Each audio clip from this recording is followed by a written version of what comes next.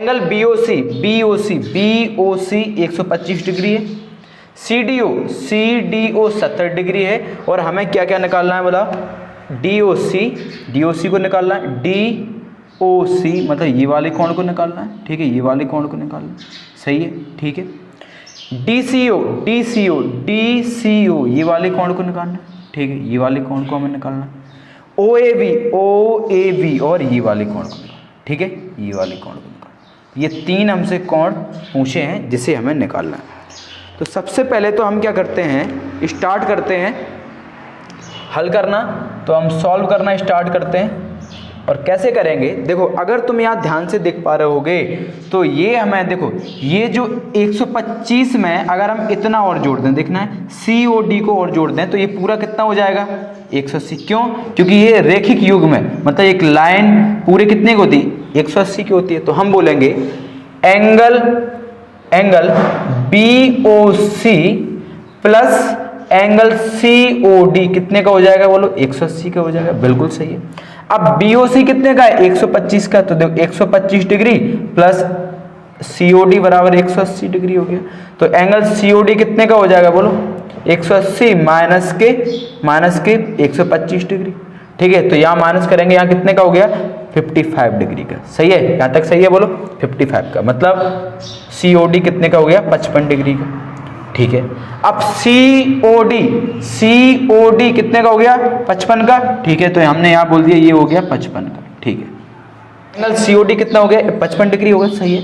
अब तुम अगर इस त्रिभुज में देखोगे, इस ट्रायंगल में देखोगे तो तुम्हें पता है एक त्रिभुज में, एक ट्रायंगल में sum of all interior angle of triangle कितना होता है 180, ठीक है। इसका मतलब एक त्रिभुज के सभी अंतःकोणों का मान 180 होता है। तो बस हम क्या करेंगे, एंगल ODC या फिर CDO या फिर ODC plus angle COD plus angle DCO कितना हो जाएगा 180 के बराबर। और हमें ये दोनों पता है, ODC कितना है 70 डिग्री, ये कितना है 55 डिग्री, प्लस एंगल DCO ये कितना हो गया 180 डिग्री। तो ये दोनों को अगर हम जोड़ेंगे यहाँ कितने हो जाएंगे बताओ, बोलो जल्दी, 125 डिग्री, तो 125 प्लस एंगल DCO करेंगे तो 180 हो गया। इसका मतलब एंगल DCO काय के बराबर हो जाएगा, बोलो 180 डिग्री माइनस के 125, ये भी 55 डिग्री के बराबर हो गया। तो हम लिख देंगे DCO 55 डिग्री के बराबर। अब देखो तुम ध्यान से, अगर हम तुमसे बोलेंगे एंगल C एंगल A के बराबर है तो ये बिल्कुल सही है, गलत नहीं बोला हमने, बिल्कुल सही बोला। क्यों बोलो, क्योंकि एंगल C एंगल A के बराबर है, क्योंकि संगत कोण है। क्यों? क्योंकि हमें पता है त्रिभुज ODC और OBA आपस में कैसे हैं, समरूप हैं, सिमिलर हैं, और अगर सिमिलर हैं तो एंगल AC के बराबर है क्योंकि संगत कोण है, ठीक है। तो हम बोलेंगे एंगल बोलो कौन सा, DCO बराबर एंगल BAO बराबर कितना हो जाएगा, बोलो OAB या फिर BAO, तो कितना हो जाएगा बताओ, ये हो जाएगा 55 डिग्री के बराबर। क्यों? क्योंकि हम बोल सकते हैं ट्रायंगल जो ODC है वो सिमिलर है ट्रायंगल OBA के, समरूप है, तो इसलिए ये दोनों बराबर हो गए। हैंस हम बोल सकते हैं कि एंगल जो OAB या फिर OAB कितना हो गया 55 डिग्री का। तो आई होप आपको इतनी बात समझ में आ गई। तो जितने हमारे ये कोण निकले जो हमें निकालने थे सब 55 के निकले, ये भी कितने का हो गया 55 डिग्री का। आई होप आपको इतनी बात समझ में आ गई, राइट, ठीक है, यहां तक क्लियर है। अब हम देखते हैं question number third. Question number third में हमसे बोला है ABCD एक सबलंब है, यानी कि एक ट्रेपेजियम है जिसमें AB समांतर है CD की, यानी पैरेलल है CD की, ये हमें पता है। और हमें सिद्ध करना है कि OA अपॉन OC बराबर है OB अपॉन OD के, बिल्कुल सही है। अब हमें ये सिद्ध करना है, देखो कैसे करेंगे, चलो यहां हम सिद्ध करते हैं। देखो सबसे पहले तो बिल्कुल ध्यान से फिगर में देखना। फिगर में जैसे ही हमने देखा, हमें पता है AB अगर समांतर है DC के, AB अगर समांतर है DC के, तो बस अब तुम्हें याद आनी चाहिए काय की, बोलो हमने जो तुम्हें बताया था कि जब जब दो पैरेलल लाइंस हों, एक ट्रांसवर्सल है तो दो समांतर रेखाएं हैं, तो ये वाला अगर कोण है, ये वाला देखो रेड पेन से बनाए, ये वाला कोण इसके बराबर होता है। ठीक है, क्या बोलते हैं इनको? Alternate angle. जेड बनता है, देखो जेड बन रहा है, देखो ये जेड बन रहा है कि नहीं, तो ये वाला कोण इसके बराबर हो जाएगा। ठीक है, तो इनको क्या बोलते हैं हम? Alternate angle. बताया था हमने अल्टरनेट एंगल मतलब एकांतर अंतःकोण। ठीक है, अल्टरनेट इंटीरियर एंगल है, इंटीरियर एंगल। ठीक है, अंदर वाले इंटीरियर एंगल। सही है।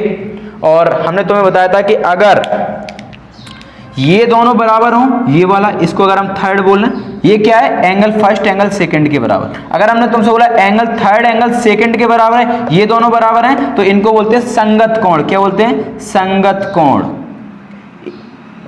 इंग्लिश में क्या बोलेंगे? Corresponding angle.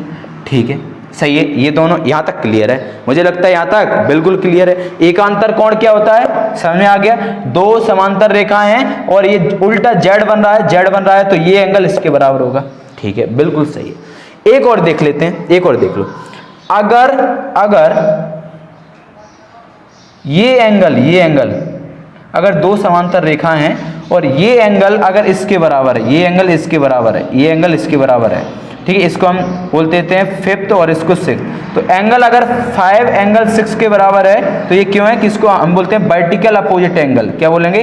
Vertical opposite angle. Hindi में बोलते हैं शीर्षाभिमुख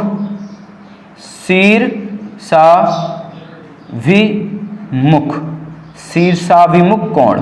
ठीक है, शीर्षाभिमुख कोण। ठीक है, वर्टिकल अपोजिट एंगल।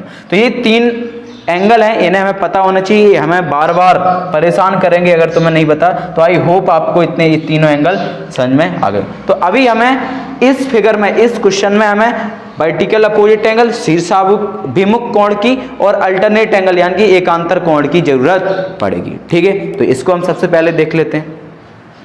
ठीक है, देखो अब हम सिद्ध करते हैं क्वेश्चन नंबर 3 को। देखो, अगर जैसा हमने अभी तुम्हें समझाया था कि जब जब जेड बने तो ये कोण इसके बराबर होगा। तो अगर तुम्हें दिखाई दे रहा हो एंगल, ये देखो ए बी हमें पता है सी डी के समांतर है, तो एंगल जो बी है, ये वाला कोण है, ये इसके बराबर हो जाएगा। बिल्कुल हो जाएगा, बिल्कुल सही है। तो हम बोल सकते हैं, क्या बोलेंगे बताओ? एंगल जो ए बी ओ है वो बराबर हो गया एंगल ओ डी सी के। ठीक है, सही है। ऐसे ही एंगल ओ ए बी बराबर हो जाएगा एंगल ओ सी डी के। क्यों? क्योंकि ये दोनों अल्टरनेट एंगल हैं। कौन से? Alternate angle. अल्टरनेट एंगल को हिंदी में क्या बोलते हैं? एकांतर कोण।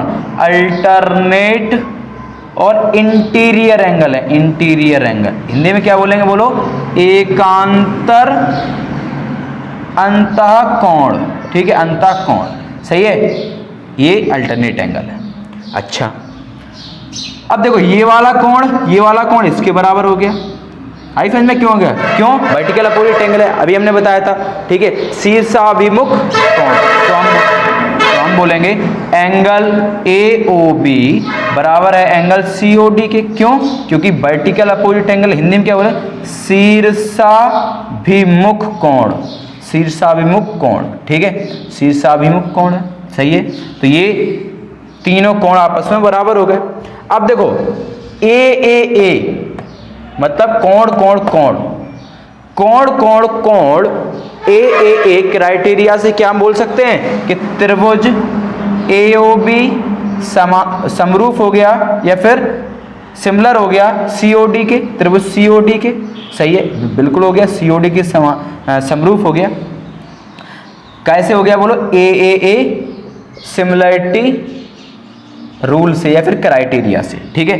अच्छा, अगर ऐसा हो जाता है तो क्या हम बोल सकते हैं इनकी भुजाओं का अनुपात बराबर होगा? बस यही तो करना है। तो OA अपॉन OC बराबर OB अपॉन OD हो जाएगा। बिल्कुल सही है। तो ये हमें सिद्ध करना था, हैंस प्रूव।